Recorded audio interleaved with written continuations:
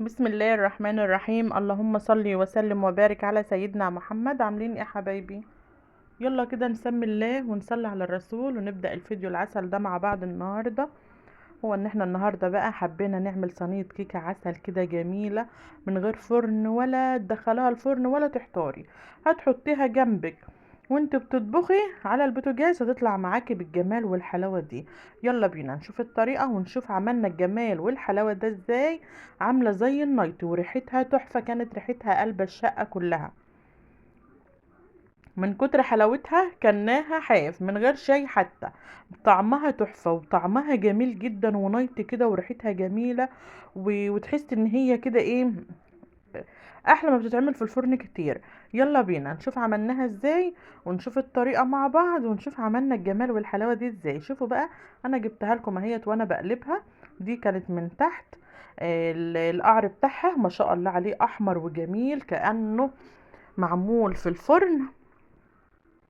وهنقلبها تاني.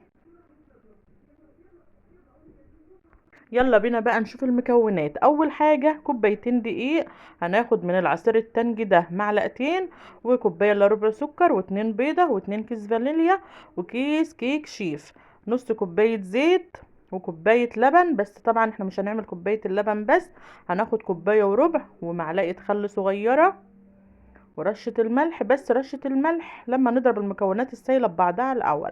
اول حاجة بقى ايه، جبنا الشفشق بتاع الخلاط، وهننزل بالزيت،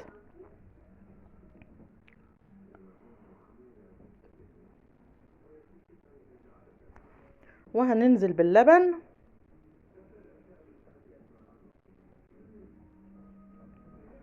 كل المكونات السائلة كده على بعضها يا حبايبي، علشان تنضرب مع بعضها كده، والسكر يدوب فيها الاول. ده بقى ربع كوباية لبن كمان اهيت كنت ضفتها،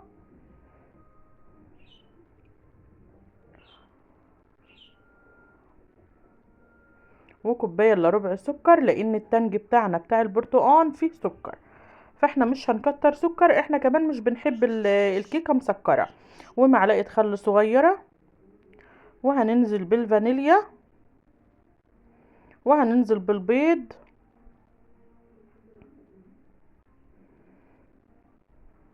ونحط معلقتين من التنج بتاعنا بتاع البرتقان ده، عصير البرتقان المجفف. هننزل بمعلقتين، مخليها صفرة وطعمها تحفة وريحتها جميلة قوي. هاتي العصير ده لو فرط زي ده او اكياس، وضيفيها على الكيكة واتفرجي عليه. مكون جميل جدا وبيخلي الكيكة تحفة وحلوة قوي، وبيخلي لها طعم وريحة جميلة.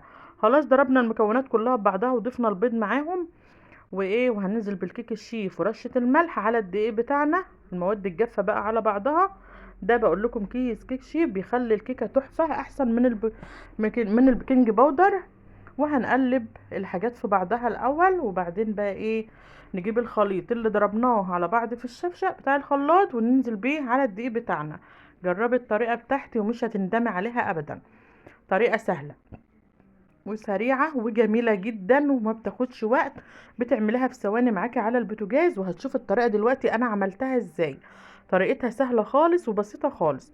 لو اول مرة تشوفي قناتي، يا ريت تشرفيني كده وتنوريني، وتحطي لي اللايك وحطي لي اشتراك واكتبي لي كومنت جميل زيك كده، وقولي لي بتشاهديني من اي بلد.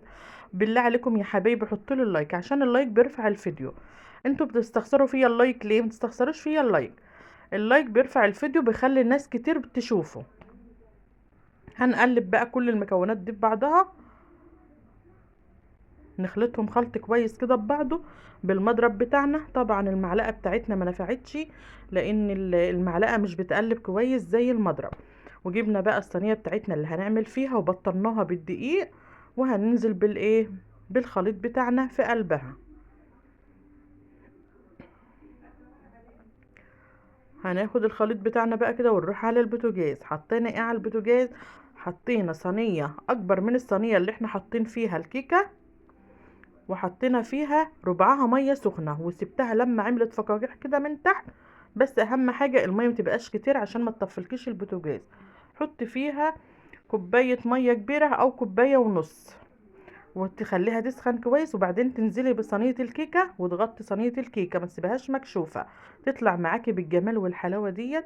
انا كنت خلاص هي دخلت في السوا، وبوريكم الميه بدات تنشف من تحتها، بس على نار هاديه طبعا. انا كنت معليه عليها الاول وبعدين هديت عليها النار. طلعت جميلة وصفرة وطعمها تحفة، وانتوا شفتها في اول الفيديو ودلوقتي كمان. يا رب الفيديو يعجبكم، وجربوا الطريقة وقولوا لي في الكومنتات هتعملوها وهتعجبكم بإذن الله. وسهلة جدا لأي حد ما عندوش فرن، يعملها زي على البوتاجاز واتفرجي على النتيجة. سهلة وسريعة وجميلة جدا، ما بتاخدش وقت. اختبرناها بالعصاية بتاعتنا، وطعمها تحفة، ولا كانت لازقة، وكانت مستوية وتحفة. يا رب الفيديو يعجبكم، اشوفكم فيديو جديد. باي باي.